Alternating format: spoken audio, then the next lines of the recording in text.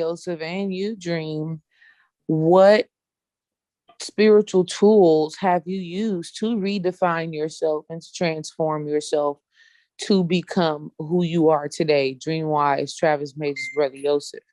Because like you said, and this is what the key to the Master Student Conference is: transformation. It's transformation. That's why we're doing it. We want to give people the information that they need to transform. So I would like for you brothers to tell the family one of the tools that you use to transform and redefine yourselves. That's easy.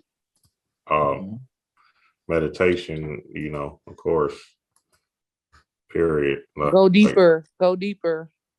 What Well, kind of meditation? there's so many different meditations or visualization techniques that I use, and every day the consistency. And I think I seen Trav post this not too long ago. The consistency is key. So once you get into a consistent pattern, then it just becomes a habit, just like brushing your teeth. And then it's like you can't do it because you'll start feeling weird if you don't do it. You know what I'm saying?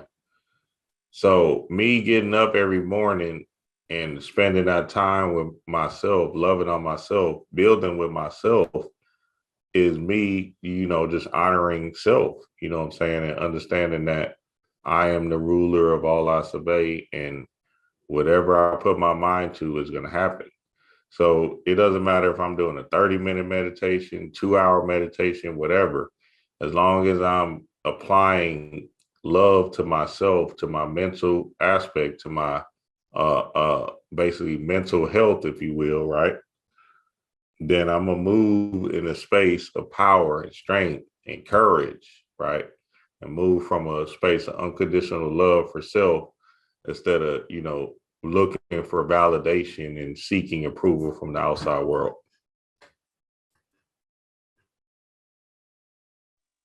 Okay. Yeah.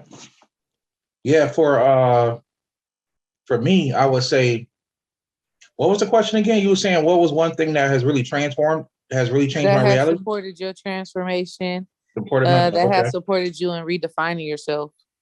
Okay. For me, family, believe it or not, it was sun gazing. Sun gazing. Sun gazing has transformed me in ways I can't even explain. Not just sun gazing, but candle gazing, right? Absorbing light through candle gazing with a high emotion. And of course, there's more advanced ways, but when you candle gaze, sun gaze with a high emotion, it transforms you, period, point blank. There's even studies that will prove to you that just looking at the sun will make you more intelligent. I have seen the benefits of absorbing light, looking at, of watching sunrises, watching sunsets, and absorbing light through sun gazing that has totally transformed me. Anybody who follows me on Patreon, they know I talk about that a lot. Not only sun gazing, but mudras. Me doing mudras, and the way I do mudras is I hold the mudra, right? I'll hold the mudra, and then I'll breathe, right? I'll breathe and focus only on my hands. I have also seen transformation through my mudra work, working with mudras, and I've been asking the spirit to take me deeper. Like, what else can I have? What else can I do? What else can I show to people? I need to teach people how to transform their reality, and that's something I'm gonna present in a lecture. Something I've been playing with for like 3 years, to be honest with you. And I haven't really put it out there until like a year ago in 2020. And that's the thing that has really transformed me. I would tell people always sun gaze, candle gaze, focus on gratitude. Having that mindset of gratitude has transformed me without a shadow of a doubt. My attitude is always gratitude because I saw the power of gratitude. It's funny because I was watching a shaman talk about how he was able to steer a tornado away by focusing on gratitude, right? And I thought that was so amazing. Like, he was able to connect with the tornado through gratitude and steer it away, right? A shaman. And I thought that was so powerful because I think that's something that people forget in spirituality is emotion. I always tell people that when we're doing rituals, I say, hey, you can do all the rituals you want. If you don't put emotion into it, it's not really going to have the power it needs. So focusing on higher emotions has totally transformed me, family, and mixed in with my spiritual practices. So that's definitely what I would say, family. Thanks. Go ahead, Trav. Right on, right on. Sun gazing is really powerful. I never really got into it like that, but my grandfather was serious about it, and I didn't understand what the hell he was doing. But I remember walking out back and seeing him standing there, still looking straight at the sun. And me and my brother, we had jokes, like he's up there talking to the sun. I am Apollo, but we didn't understand what he was doing. And he's still alive and very well, very vibrant. You know what I'm saying? I think that's something I might need to take up myself. But I'm not even going to try to be different. My tool that I've been using is the same as Dream. I'm not even going to try to be different. I'm going to say it's meditation, and it's consistent, constant meditation. I was talking about this in my class just the other night. I'm very fortunate that meditation came across my path because I'm very intellectual and I stay in my head. That's always been my thing. And I remember exactly in May of 2015, when I had the choice, I got my first tax return. So I was ready to ball out on knowledge. So I thought I was going to go ahead and invest in Brother Panic's class, but I did something different, and that changed my life.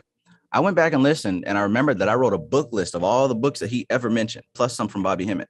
And I just had my son, so I had a little bit more tax return money than normal.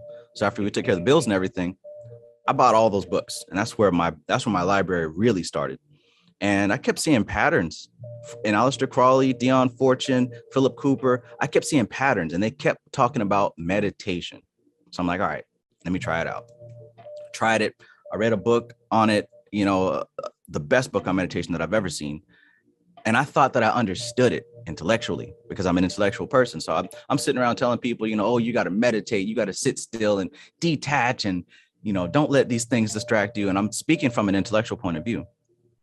And then I found that there was a meditation center that literally taught this specific type of meditation that the book was talking about. And I thought I knew it all.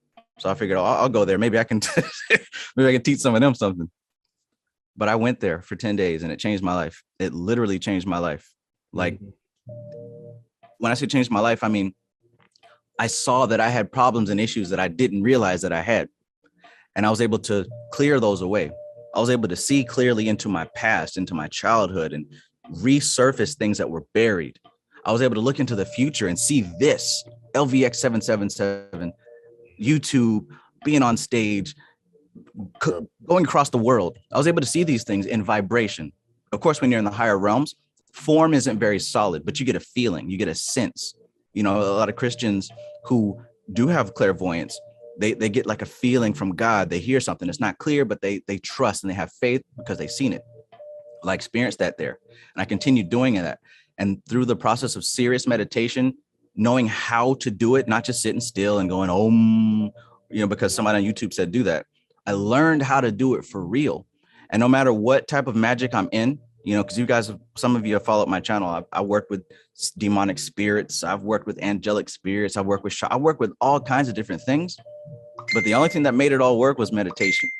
So I would definitely have to say that no matter what you do, what you follow, who you call yourself, if you call yourself a chemic god or whatever, if you're not finding stillness within, you're not hearing spirit clearly. That's facts. That's facts.